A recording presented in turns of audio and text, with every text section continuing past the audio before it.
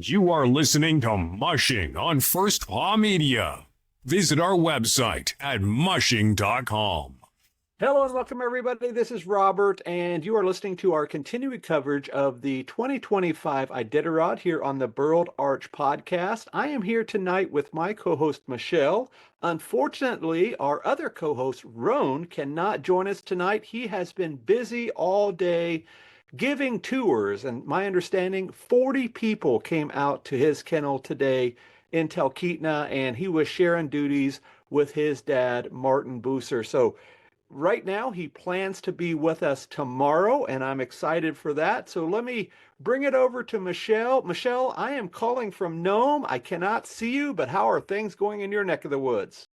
It's going great. It turned out to be a beautiful afternoon here, and my goodness, 40 people for tours. I am really glad that he got some help.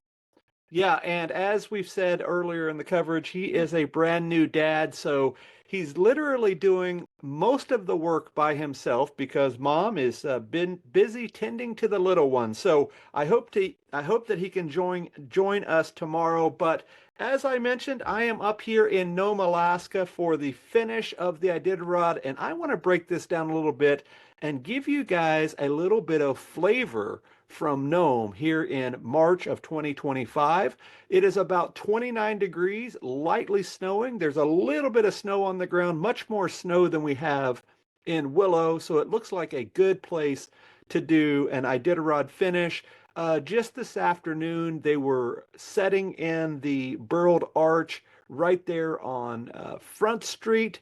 They've loaded in all the snow. They got everything in, and the Burled Arch is covered with a blue tarp. They are going to do the dedication ceremony on Wednesday night, and I believe that is at 7 p.m. Alaska time. So I'm looking forward to that. I will be down there for that.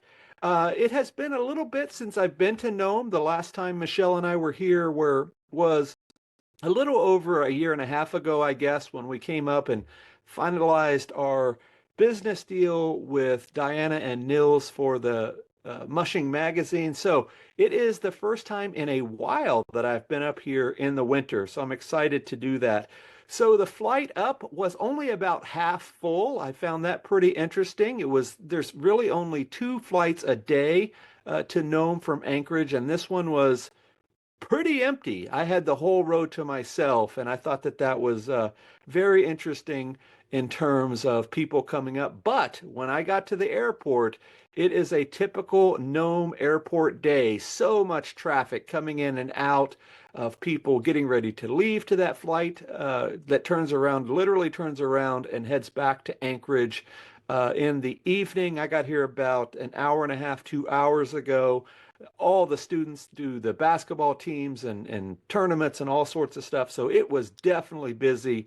If you have not ever been up here, the Nome Airport is about the size of a Greyhound bus station. And what is cool about it is you can check in the 2 hour ahead of time or whatever you want to do. You can check in, drop off your stuff, and if you live in town, you can go home and then show back up right before security. And if you are a visitor, I guess you could go get dinner or whatever. And you have to do that because when you check in through security, you are shuffled into a little area about the size of a large vestibule. Not very big at all. 50 or 60 people are crammed in there after they get through security, and then they're on their way. So the airport was quite crowded. I had no idea just how expensive things are during Iditarod week, and I think that you guys will find this interesting. I am staying in one of the 2 hotels here in Nome. I'm staying at the Aurora Inn, and I did not know what the cost was until I signed the paper. $296 a night. I'm sure we can get a comment from Michele about that in just a second. So it's going to be a pretty expensive week to stay up here in Nome. I might cut my time a little short, see how things go, because there's not a lot to do up here unless you're hanging out and doing the festivities, which I'll talk about in just a second. I had not eaten all day, so I walked across the road to the Subway, and I paid $26 for pretty much a combo meal of a foot long, a chip and a drink. Pretty expensive, even by Alaska standards for sure. And yeah, just sort of how it goes. And I mentioned those activities. A lot of things are going on now. They do spaghetti feeds and craft fairs and basketball tournaments and talks and the Nome National Forest, I believe, is probably here. The golf tournament on the ice is probably going on.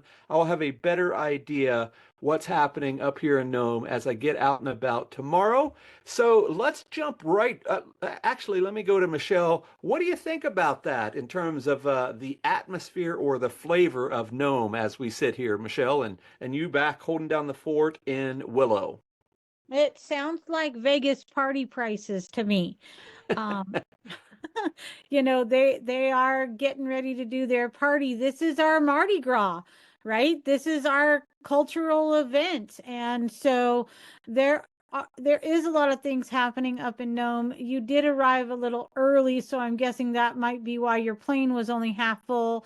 From what I understand, the rest of the like Iditarod crew, so to speak, the sponsors and guests and things like that will start arriving probably tomorrow and Wednesday, um, based on where Jesse Holmes is right now and all of the front runners. I'm guessing people are kind of gauging it that way. It's real hard to gauge it that way, though, as you know, because getting a room in Nome is really tough. And so sometimes you have to book out more days than you expect to need so that you have the exact days you want when the racers start to arrive. So that's one of those crapshoots, if you will, in the gamble of how do you get your room? How far in advance should you reserve it? The hotels are very limited. Doesn't matter, even in the summer, it's limited. But again, they really do kind of limit the travel up there most of the time because of the fact that there isn't enough hotel rooms, there's not enough restaurants. Nome is a very small town, it's a village. Yeah, and I know our new friend Brad, who is holding down the fort with the Africa connection that we have made. I understand that he didn't even get a room up here, and he's pretty much here with a sleeping bag at the community center or wherever they are allowing people to sit down and do that. So I find that pretty interesting. I know a lot of people do that, people in the media and handlers and all sorts of stuff, if they do not have housing secured. But like Michele said, you definitely have to book that room right away. A good rule of thumb is you are booking a room at about the same time this year for next year. So if you're looking for tonight, that Tuesday night, Monday night, Tuesday night of Iditarod week, you ought to be on the phone right now to either the Aurora Inn, and I'm trying to think of the other one. I think it's called the Gold Nugget or something like that. I'll figure that out as we go. So let's jump into the standings as we're recording at 7 o'clock Alaska time. In first place is Jesse Holmes at mile 764 with 364 miles to go, and he has 13 dogs. Matt Hall has moved up into second place in with 11 dogs at mile 388, or excuse me, mile 740. He has 388 to go, so he is about 24 miles behind Matt. And then we have Paige Drobny, Mitch Well, Seavey. he's 24 miles behind Jesse. Yep, behind Jesse, yes. And then we have Paige Drobny, Mitch Seavey, and Mila Porsled in the top five. And then in the back of the pack, we have Quince Mountain at mile 513. We have Sydney Bale, I believe is how you pronounce it. Hopefully we aren't butchering her name all race here. Justin Owens and Onus and Bryce Mumford and Keaton Lobrecht are our back of the packers. So at mile 513 for Quince, he is about 242 miles, I guess it would be 242 miles behind Jesse, and that's interesting because he is pretty far back, and with the next musher in front of him, Sydney, she is about 21 miles ahead of him. It looks like both those guys are running. It does show Quince at only 1.1 miles an hour, so either he's just getting started running again, or he's just getting ready to take a camp break. But it does look like Sydney is going about 6.5 miles an hour. So she's going at that typical Iditarod pace. Interestingly enough, and glad to hear that everybody is at some point on the loop. Many people are on their way back. I saw a very cool short clip video today of Jesse Holmes passing Matt Failer today.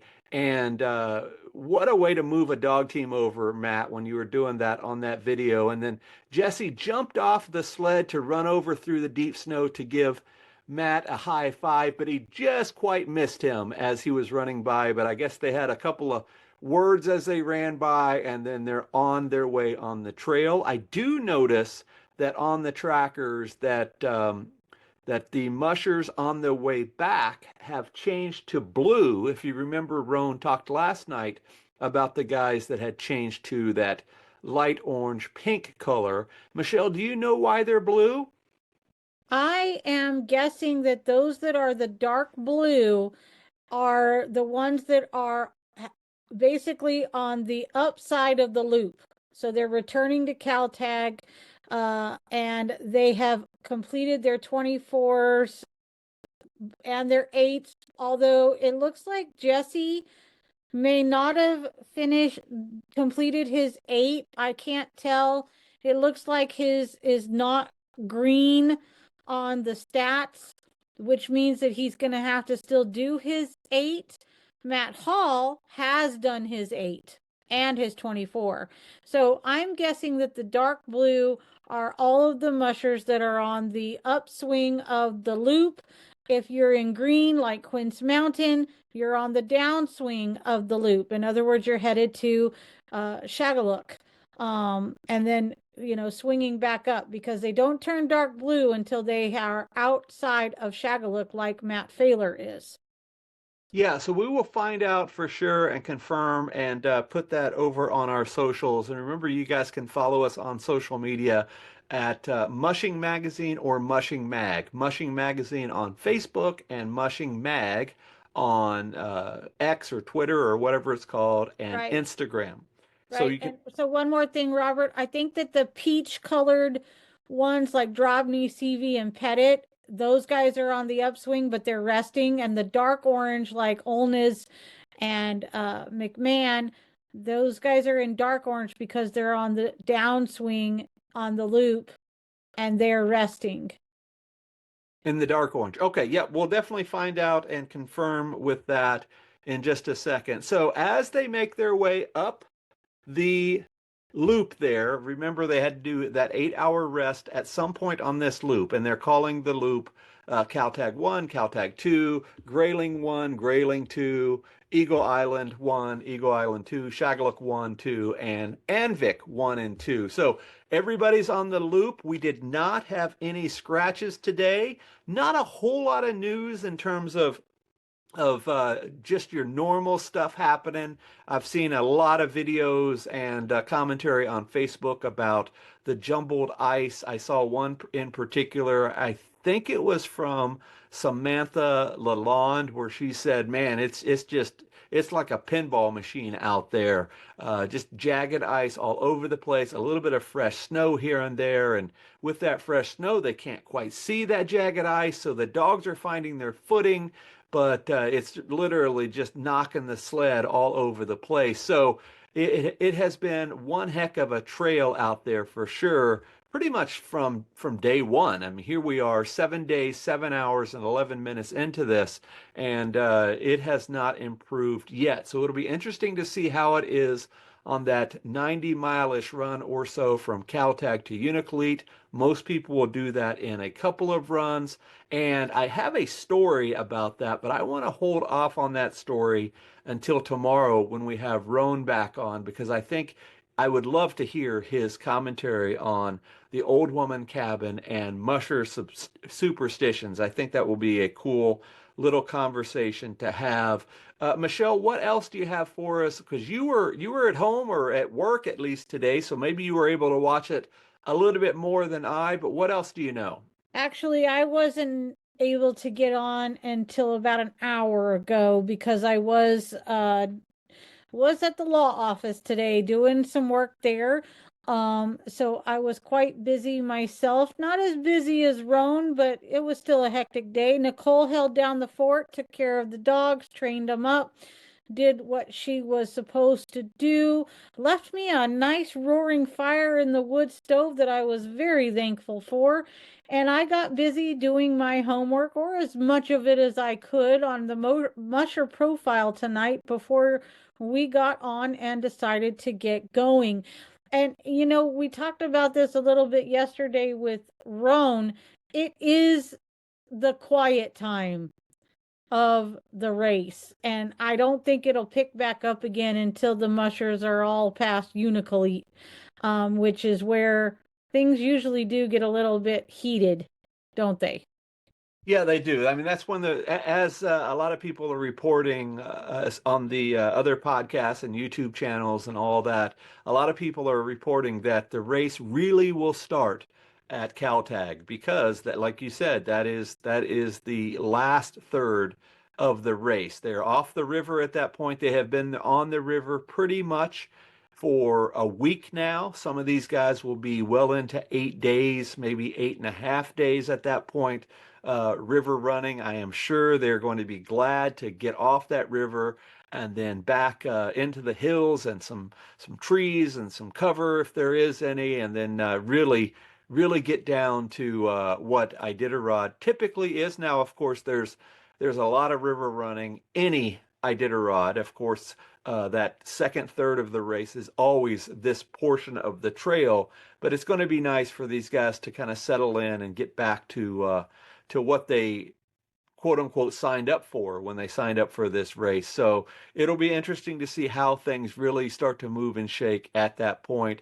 And as we mentioned, it looks like Jesse Holmes. I mean, he's just doing awesome this year. Like I said, 23 miles ahead of Matt, and then 43 miles at the last refresh from third place. So that's a lot of distance. And if you're traveling at about, But Robert, I want to talk with you about that actually. So yes, he's got quite the distance on Matt Hall and Paige Drobny, but he hasn't done his 8. He's got to do his 8 in Caltag too.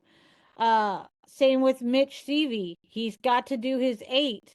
If he isn't already doing it there in Eagle Island too.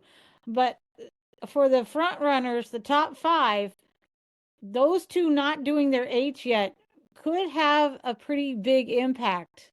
oh yeah, that's true. And I wasn't even looking at the little green dots there. I know you mentioned that ahead of time, but yeah, it will hopscotch a little bit. Some leapfrogging will take place on that 8 hour rest. So he's going to have to do that pretty dang soon when he gets to when he gets to Caltech. So Matt Hall will probably pass him on that So will on that.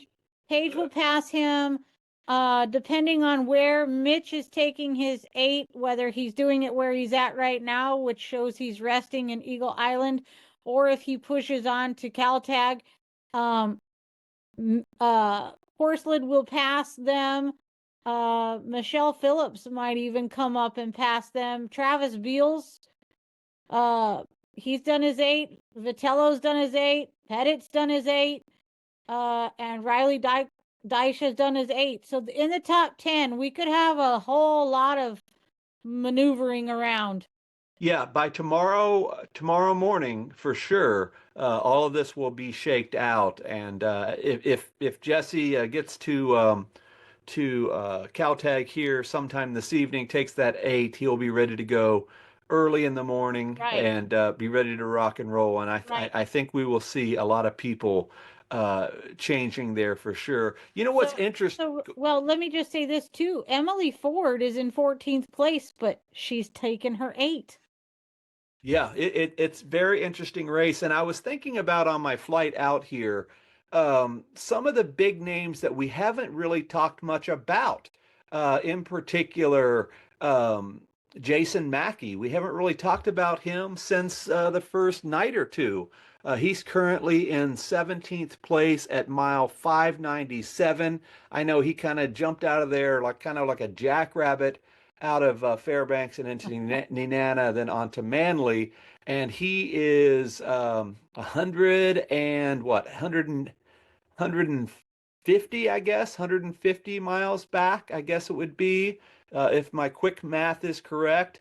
Ryan Reddington, like you said, he is in 11th place, but he's only about 30 miles back. And then Lauro Eklund, he had a very solid Iditarod last year, middle of the pack there, but he has also taken his 8-hour rest, and he's about 30 miles behind Nick. So it's going to be very interesting to see how things sort of pan out. And then in terms of the big names, if you will, um, uh, Jason Mackey is the biggest or the most known name in the race that far back. So it's going to be interesting to see how that works. But what I'm still a little concerned about is Quince Mountain back there that far back.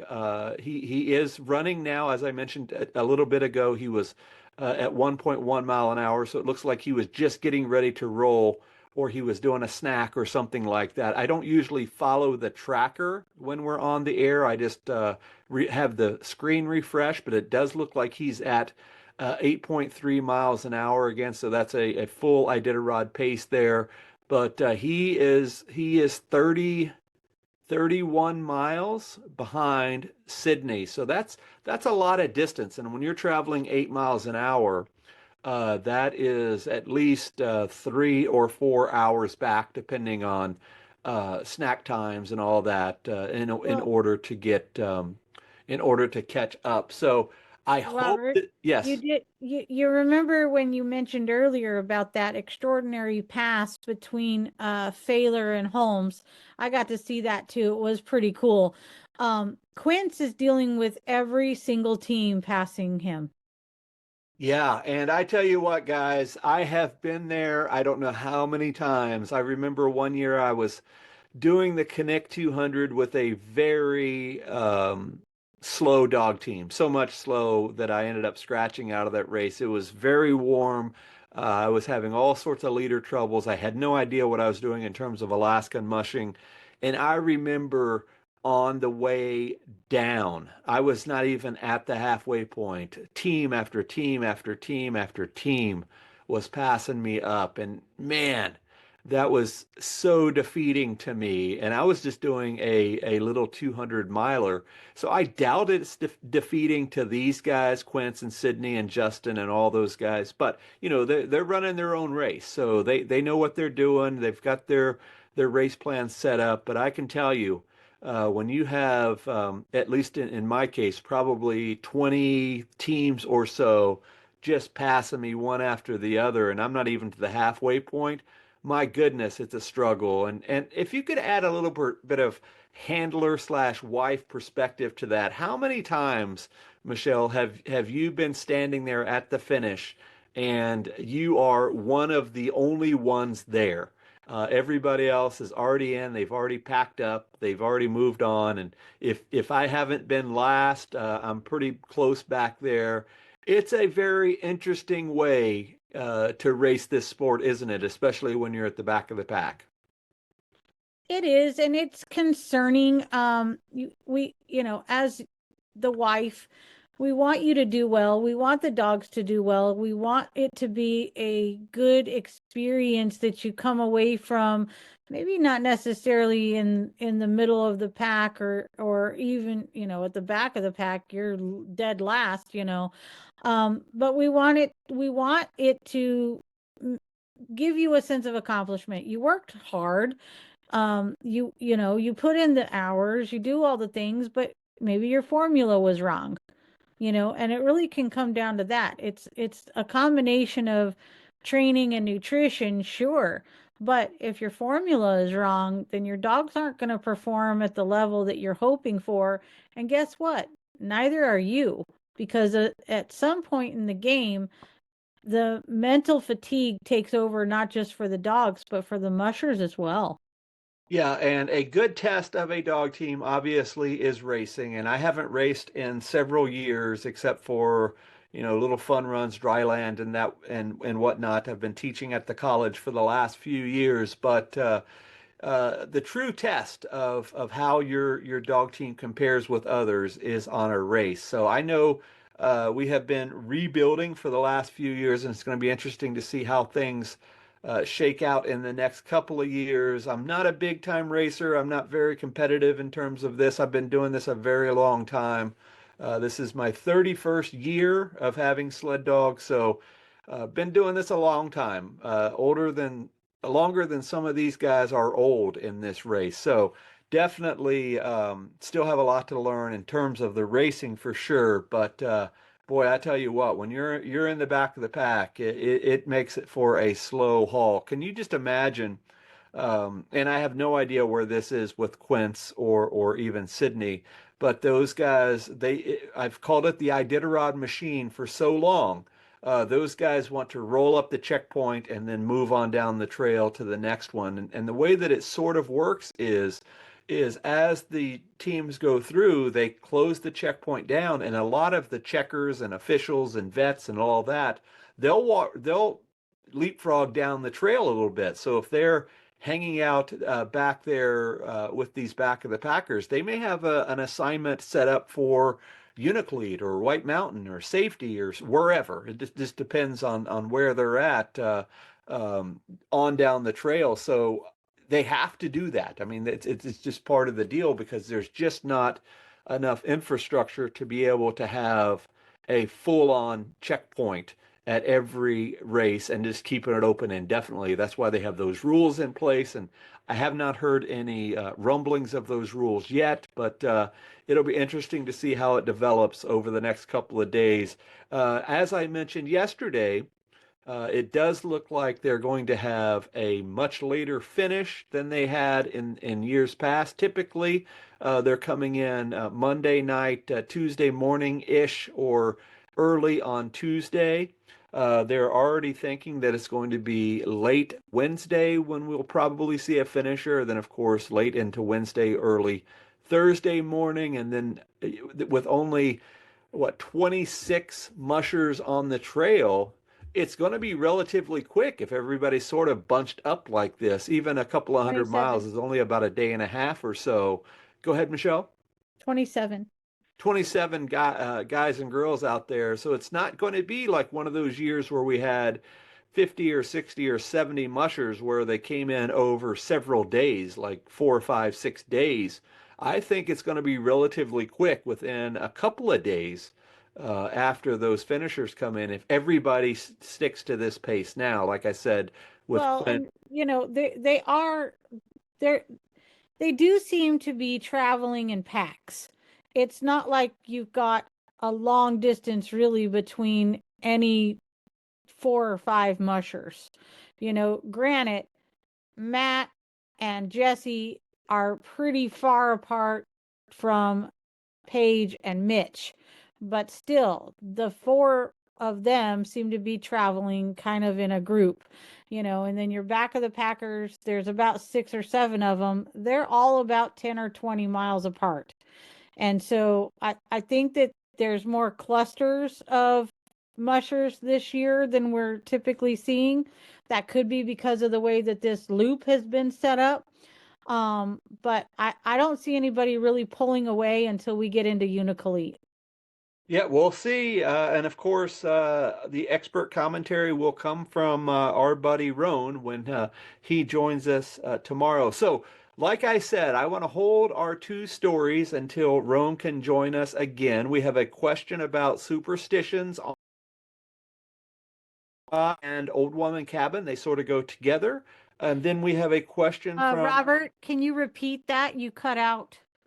we have a question from a guest about superstitions and Old Woman Cabin. I'm interested to hear the stories about that. We briefly teased that last night about superstitions and sports.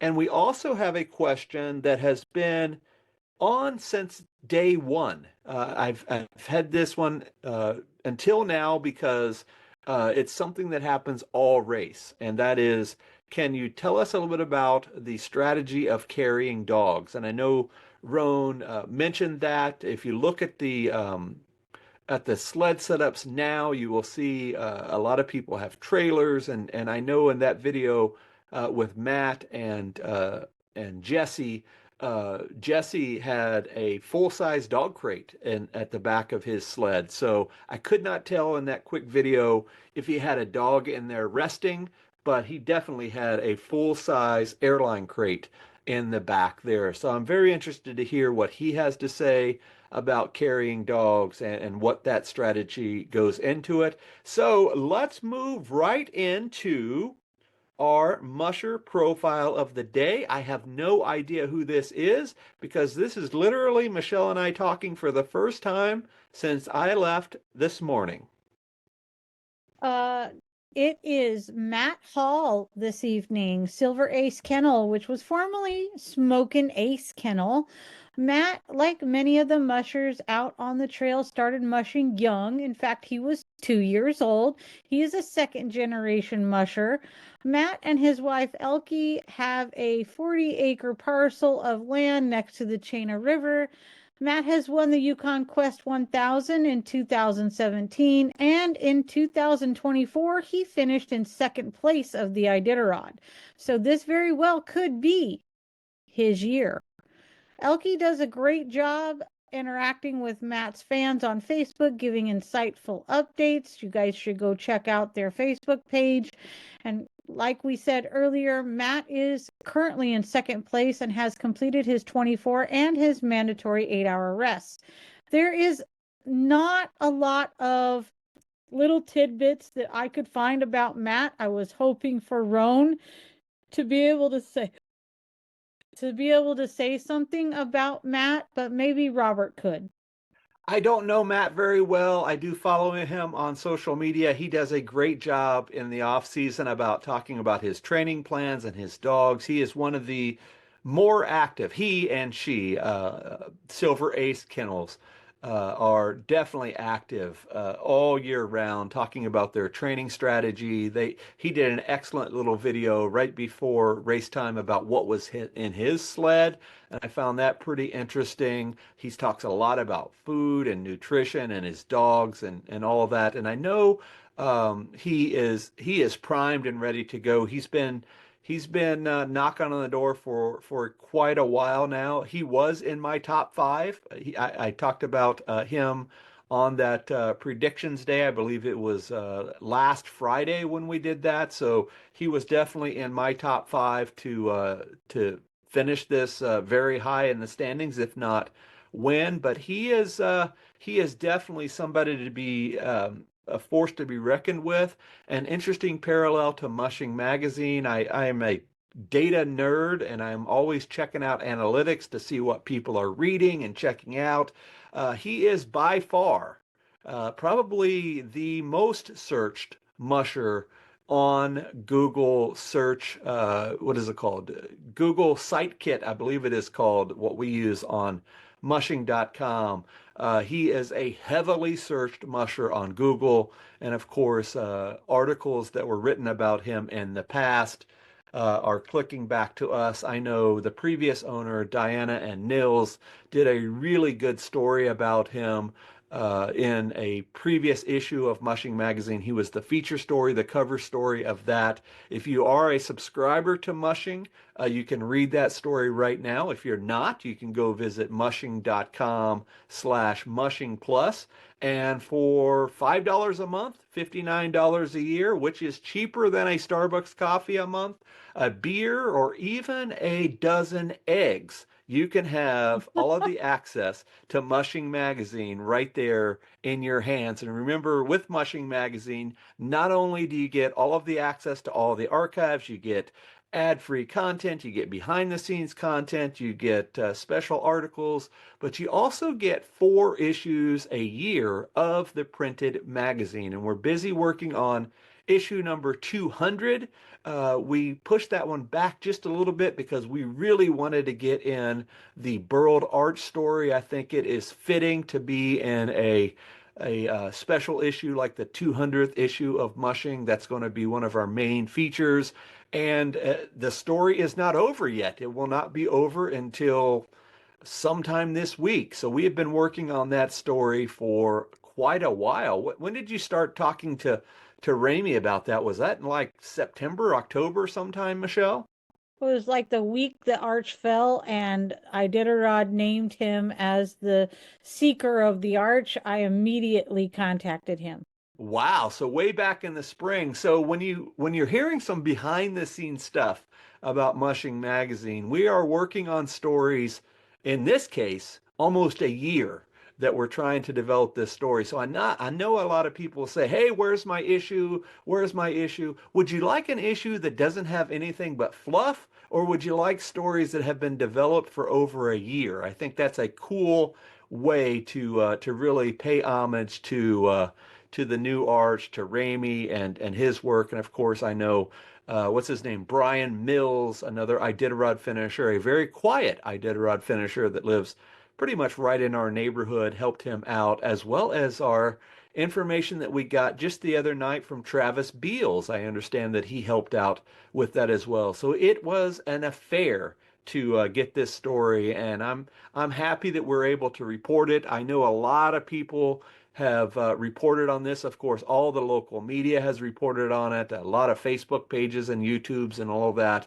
But it's going to be pretty cool to have the exclusive story that we have. We have some very cool information and just a little bit of a teaser. I'm working on a very cool commemorative. I don't know if it's going to be an award or a presentation or something like that. We have something very cool in the works that I'm going to figure out what we're going to do about tomorrow when I go visit my connection that is here in Nome. I'm excited to do that.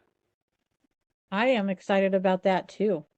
Yeah, so looking forward to it for sure. I don't know what's going to happen tomorrow. I will definitely grab some audio if I can. I will definitely do some reporting if I can. I don't know how well service works here. I know it's gotten better. I am currently in the hotel room at the Aurora Inn on their internet, so it seems to be okay at least here.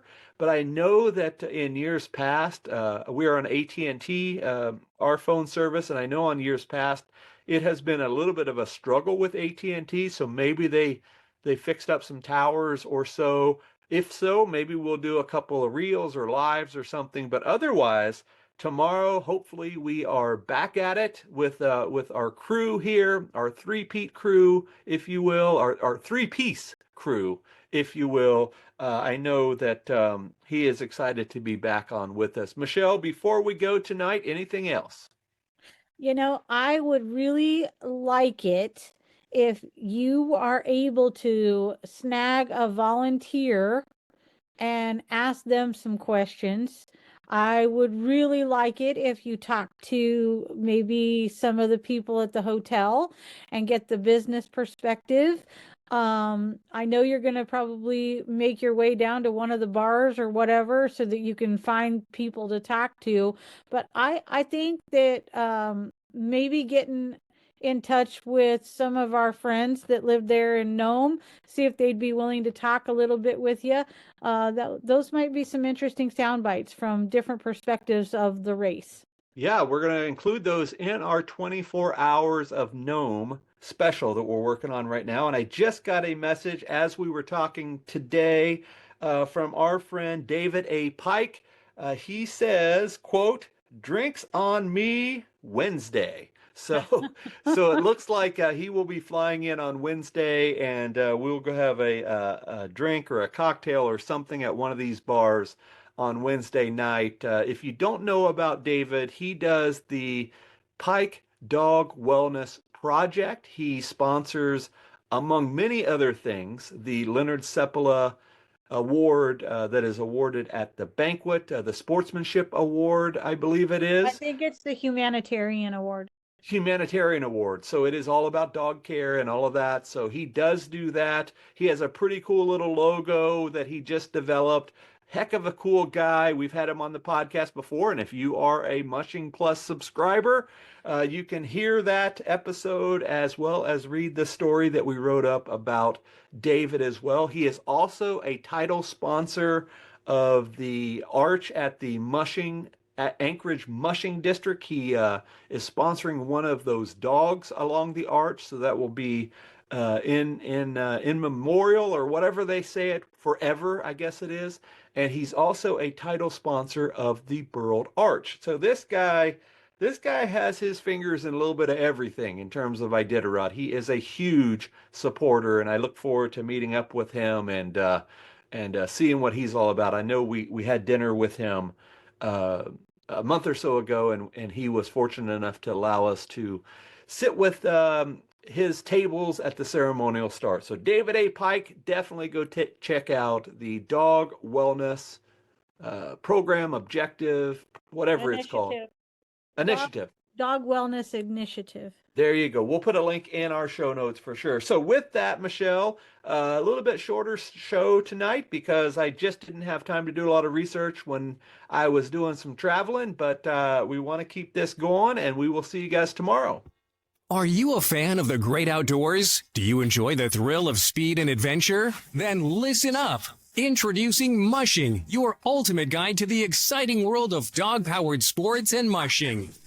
Whether you're a seasoned musher or just starting out, Mushing has got you covered. Get ready to immerse yourself in captivating stories of incredible sled dog races, expert training tips from seasoned professionals, and gear reviews to help you make the right choices for your team. From the breathtaking landscapes of Alaska to the snowy trails of Scandinavia, Mushing takes you on a thrilling journey through the world of dog-powered sports. Don't miss out on the latest issue, packed with exclusive interviews with top mushers, in-depth articles on sled dog nutrition, and stunning photography that will transport you to the heart of the action. So whether you're dreaming of competing in the Iditarod or simply want to learn more about this incredible sport, Mushing is your go-to resource. Subscribe now and get ready to unleash your passion for mushing. Visit our website at mushing.com or find us on your favorite podcast platform. Mushing, where the spirit of adventure meets the power of the pack.